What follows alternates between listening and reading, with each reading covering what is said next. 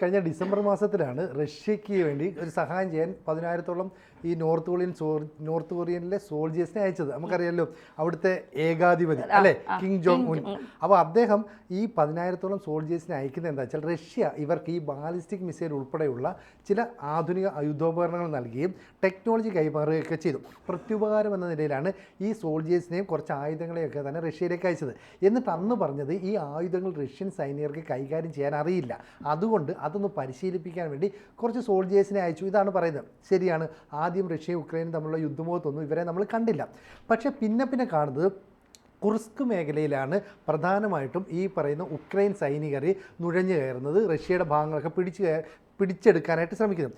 ഈ ഒരു ശ്രമം നടത്തുമ്പം എന്ത് സംഭവിക്കുന്നു എന്ന് പറഞ്ഞാൽ, ഈ മേഖലയിലേക്ക് കൂടുതൽ സോൾജേഴ്സ് നിലയുറപ്പിക്കുന്നു. അങ്ങനെ നിലയുറപ്പിക്കുമ്പോൾ ആദ്യഘട്ടത്തിൽ തന്നെ അവിടെ വരുമ്പോൾ ഈ റഷ്യൻ സോൾജേഴ്സും അതുപോലെ തന്നെ നോർത്ത് കൊറിയൻ സോൾജേഴ്സും തമ്മിൽ ഫ്രണ്ട്ലി ഷൂട്ടിംഗ് ഒക്കെ നടത്തിയിരുന്നു. അന്ന് 9 റഷ്യൻ പട്ടാളക്കാർ മരിച്ചുപോയി. അപ്പോൾ അന്ന് ഇതെന്താണ് സംഭവം എന്നൊന്നും അവർക്ക് മനസ്സിലായില്ല. പക്ഷേ പിന്നീട് എന്താ സംഭവിച്ചതെന്ന് പറഞ്ഞാൽ, ഇപ്പോൾ ഏതാണ്ട് 30ഓളം റഷ്യൻ സോൾജേഴ്സിനെ ഈ നോർത്ത് കൊറിയക്കാർ വെടിവെച്ച് കൊല്ലുന്നു.